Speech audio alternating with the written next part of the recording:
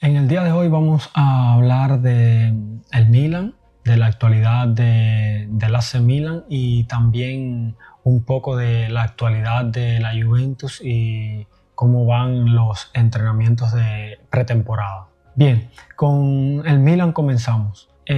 Con la oficialidad del fichaje de Ardon Jashari para el centrocampo del Milan, ahora el club rosonero está ya pensando en el delantero centro de área que les sirve para completar esa plantilla y sobre todo para fortalecerla. Un jugador de al menos 15 goles por temporada que pueda alternar con el actual delantero mexicano Santiago Jiménez, o si pudiera ser que le pueda ganar la titularidad al mexicano. Por lo que se ha visto en las últimas semanas, en Milán no tienen ningún apuro porque ya saben que es muy probable que al pasar de las semanas, cuando llegaremos a la segunda mitad de agosto, una vez que inician los campeonatos en otras ligas,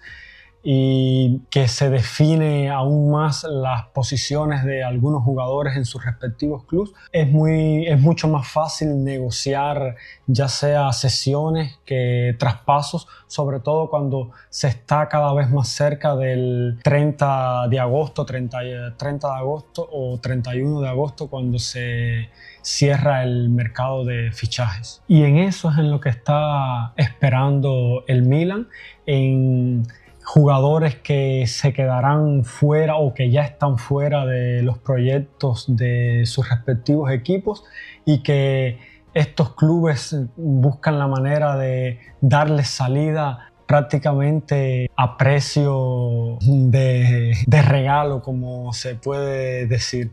Un ejemplo de esto es el modo de actuar que está teniendo con Vlahovic y con la Juventus, porque ya en Milán saben que cuando Bianconeri tendrán en la plantilla a David y quizás también a Kolo Muani, seguramente será mucho más fácil preguntar y negociar por el atacante serbio, que ahora en estos momentos, a día de hoy, es todavía importante para la Juventus, ya que es el único delantero centro aparte de Jonathan David. La misma situación está por Rasmus Højlund, que en estos últimos días el delantero centro del Manchester United y ex atacante también del Atalanta, ha sido relacionado con el interés del Milan, y es que el Manchester United ya lo ha dejado fuera prácticamente del proyecto, porque está cerca de fichar a Šeško y ya se ha reforzado el ataque con Mateus Cunha y Mbeumo. Esto lo que deja muy fuera de no solo del proyecto, sino de cualquier opción de jugar para Rasmus Højlund. Un jugador que, desde mi punto de vista, que por lo poco que he visto del jugador, al menos lo he visto más cuando estaba en el Atalanta, es un jugador bastante potente, un jugador que se ve con mucho potencial, uno de esos 9 de área al estilo Haaland, que pudiera, digamos, aportar esa presencia física en el área, y además es un jugador bastante veloz, es un jugador de piernas fuertes que sabe utilizar el físico para proteger el balón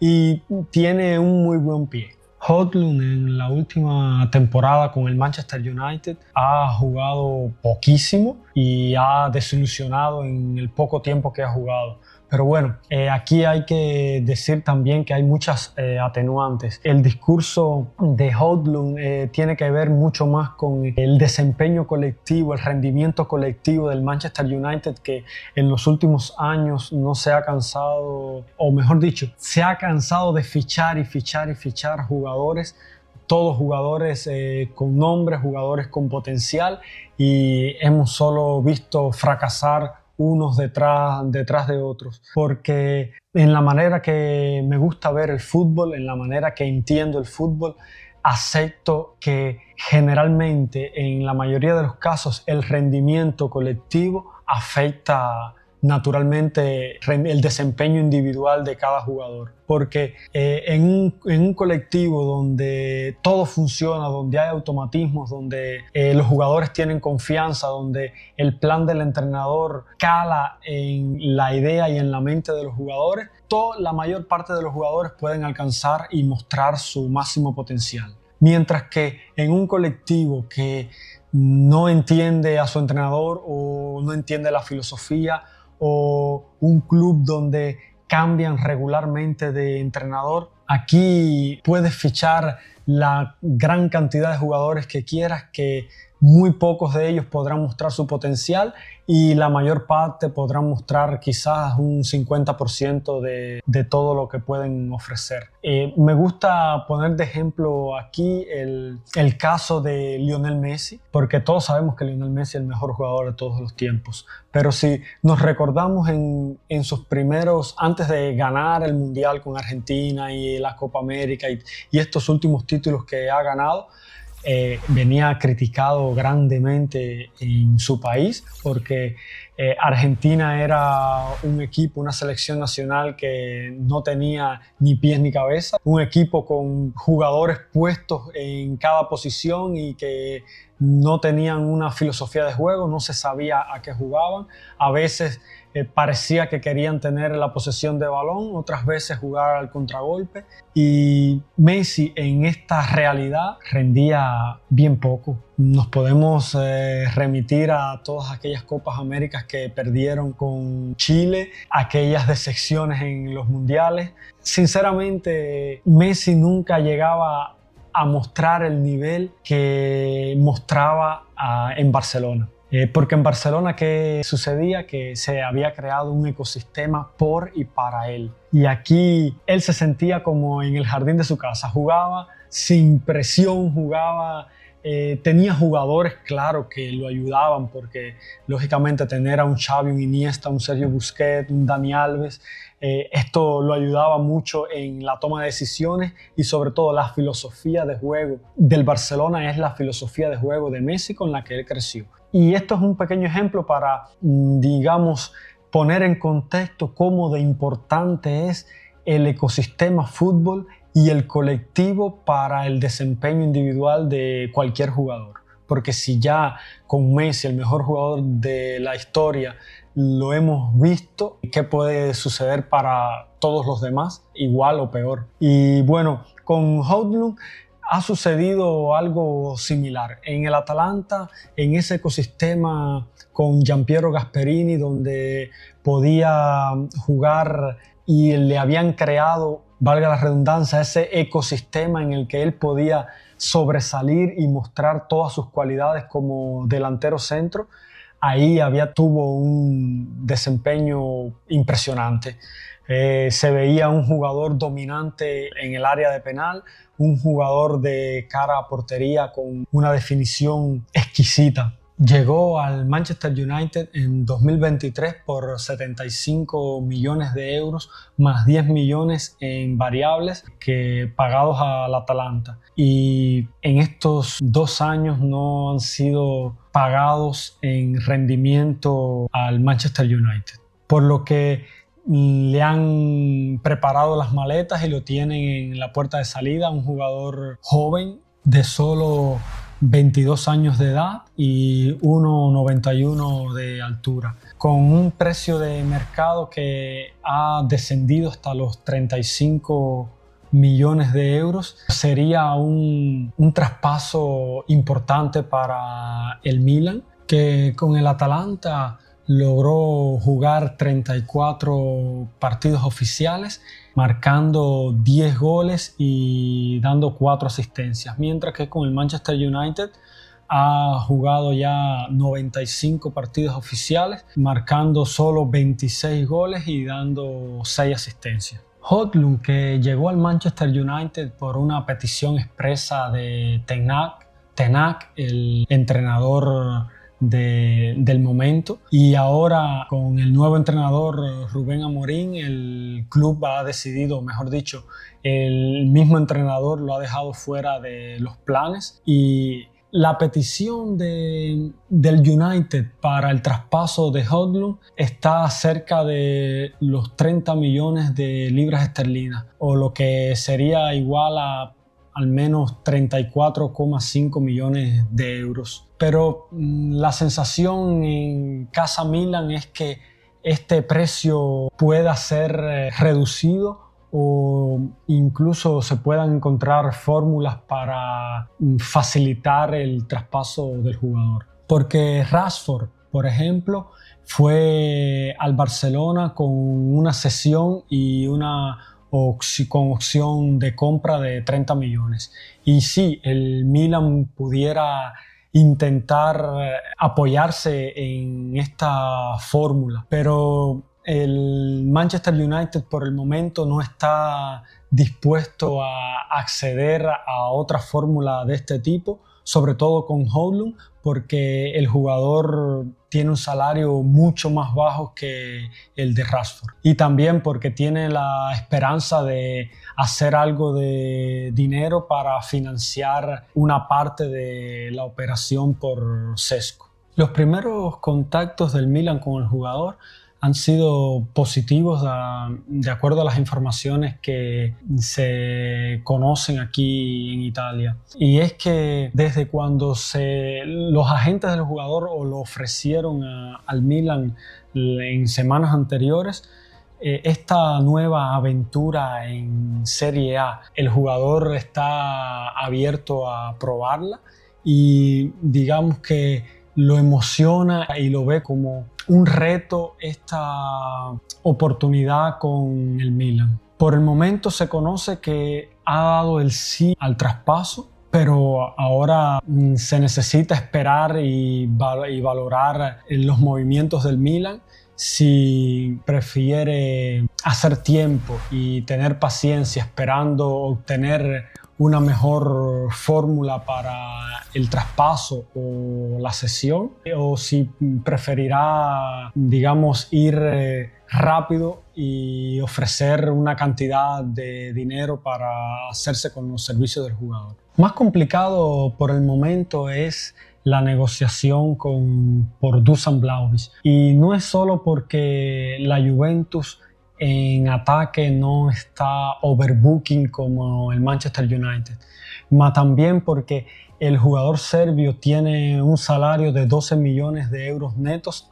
por temporada, y el Milan, que le está proponiendo entre 6 y 7 millones netos para la próxima temporada sin Champions, podría arriesgarse a saltar todo el ecosistema de salarios que hay en el club. Sobre todo porque hay muchos otros jugadores que están negociando la renovación, como es el caso de Maignan, que el contrato termina en 2026, Loftus-Cheek, Tomori, Saelemaekers y Pulisic en el 2027. Y estos jugadores, viendo un desembolso tal del club, seguramente pudieran pedir cifras mucho más altas por las que están negociando actualmente. Por otro lado está el precio de traspaso que pide la Juventus, que por el momento está parada en 30 millones de euros. Pero si llegara Kolo Muani, esta cifra está destinada a descender, porque es la ley del mercado. Cuando un jugador no cuenta para su club, su precio disminuye. Y este es el motivo, sobre todo, más importante por el cual la Juventus está tratando de encontrar un comprador lo más pronto posible, sobre todo antes de que continúen a llegar jugadores al equipo. Incluso estaría abierta a un cambio de jugadores para obtener algún beneficio, sobre todo en materia deportiva. Y justo de esto se ha hablado en estos últimos días, de un posible intercambio de cromos entre la Juventus y el Milan. Entre los jugadores del Milan, a la Juventus gustaba mucho Thiago. Malik Thiaw, el defensor, pero su valoración ahora ha subido a más de 30 millones. A Tudor, el entrenador de la Juventus, le interesa Saelemaekers, que Allegri ya ha traído de nuevo al Milan luego de una cesión a la Roma. Y esto indica que Allegri lo valora mucho para el nuevo proyecto del club.